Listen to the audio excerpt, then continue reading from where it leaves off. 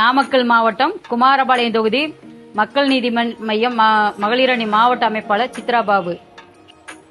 November 19 Kumarapalayam தொகுதியில் மகளிர் காவல் நிலையம் அமைக்க கோரி மாண்புமிகு தமிழக முதலமைச்சர் அவர்களுக்கும் நாமக்கல் மாவட்ட கலெக்டர் அவர்களுக்கும் மக்கள் நீதி மையம் மகளிரணி சார்பாக மகளிர் காவல் நிலையம் அமைக்க கோரி கோரிக்கை மனு அனுப்பப்பட்டது. நவம்பர் 19 நம்மவரின் பிறந்த நாளை முன்னிட்டு சிவகாசியில் நடைபெற்ற AS நாகராஜன் அண்ணா அவர்களின் ஏற்பாட்டில் சிவகாசியில் சிறந்த சேவை செய்த மகளிர்களுக்கு விருதுகள் வழங்கப்பட்டது. அந்நிகழ்வில் சிவகாசி மேயர் திருமதி சங்கீதா அவர்கள் கலந்து கொண்டு மகளிர்கள் அனைவருக்கும் வாழ்த்துக்கள் தெரிவித்து சால்வை அணிவித்து விருதுகள் வழங்கினார். நவம்பர் 30 குமாரபாளையத்தில் டெங்கு காய்ச்சல், மலேரியா காய்ச்சல் அதிகம் பரவுவதால் பொதுமக்களுக்கு கபசுர குடிநீர் மக்கள் நீதிமை மகளிரணி சார்பாக வழங்கப்பட்டது.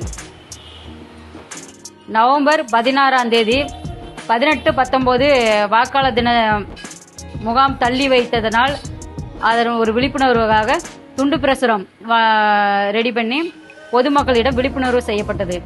25 வாக்காளர் தினத்தை முன்னிட்டு பள்ளியில் வாக்காளர் வாக்குச்சாவடியில் மக்கள் நீதி மையம் சார்பாக கலந்து கொண்டோம்.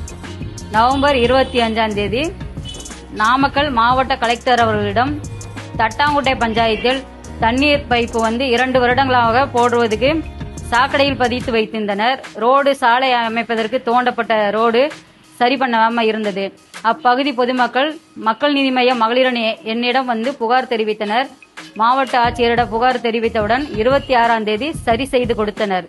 டிசம்பர் 1 மக்கள் நீதி மையத்தின் குமாரபாளையம் முன்னாள் நகர செயலாளர் திரு அறிவொளி சரவணன் அவர்கள் மறைந்த நிகழ்வை ஒட்டி அரசு மருத்துவமனையில் சரவணன் அவர்களின் நினைவாக சேர்கள் வழங்கப்பட்டது.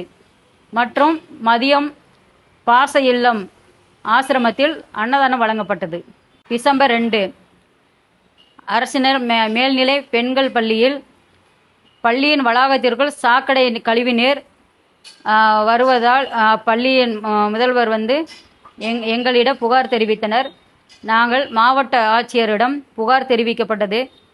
பள்ளியை சுற்றுச்சுவர் அமைத்து தரக்கோரி மாவட்ட ஆட்சியரிடம் புகார் தெரிவிக்கப்பட்டுள்ளது. டிசம்பர் 3 நாமக்கல் மாவட்ட ஆட்சியர்களிடம் பொதுமக்கள் மருத்துவ காப்பீடு பதிவு பண்ணுறதுக்கு நாமக்கல் போய் வருவதனால் மிகவும் சிரமமாக இருக்குது என்று எங்களிடம் புகார் தெரிவித்தனர். மாவட்ட ஆட்சியரிடம் புகார் மனு மக்கள் நீதி மைய சார்பாக அளிக்கப்பட்டுள்ளது. குமாரபாளையம் தொகுதியில் அந்தந்த பகுதியில் இருக்கக்கூடிய தாலுகா அலுவலகம், நகராட்சி அலுவலகத்தில் இ-சேவை மையத்தில் பொதுமக்கள் சிரமமில்லாமல் மருத்துவ காப்பீடு அட்டை பெறுவதற்கு ஆவணம் செய்ய கோரி புகார் தெரிவிக்கப்பட்டிருக்கிறது. டிசம்பர் 9 ரேஷன் கார்டுகள் பெயர் மாற்றம், பெயர் நீக்கல், புதிய அட்டை பதிவு பண்ணுறது தாலுகா ஆஃபீஸில் முகாம் போட்டிருந்தாங்க. மக்கள் நீதி மையம் மகளிரணி சார்பாக நான் கலந்து கொண்டு 2 பேருக்கு புதிய முகவரி மாற்றத்திலும் ஃபோன் நம்பர் இணைத்தலும் ரெடி செய்து கொடுத்தேன்.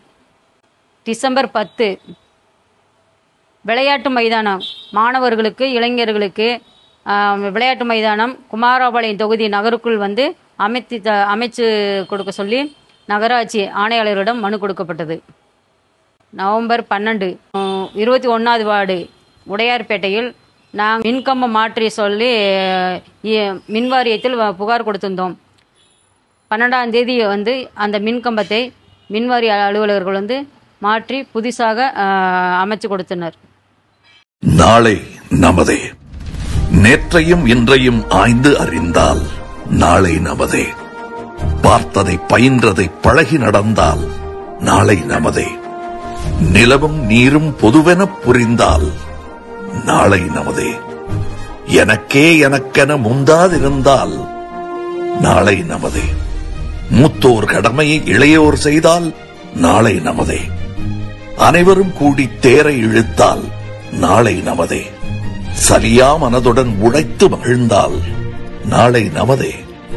முனைபவர் கூட்டம் பெருகியும் விட்டால் நாளை என்பது நமதே நமதே. கிராமியமே நம் தேசியம் என்றால் நாளை நமதே, நிச்சயம் நமதே. தமிழர் தமிழால் இணைக்கப்பட்டால் நாளை நமதே, நிச்சயம் நமதே. நாளை நமதே, நாளை நமதே.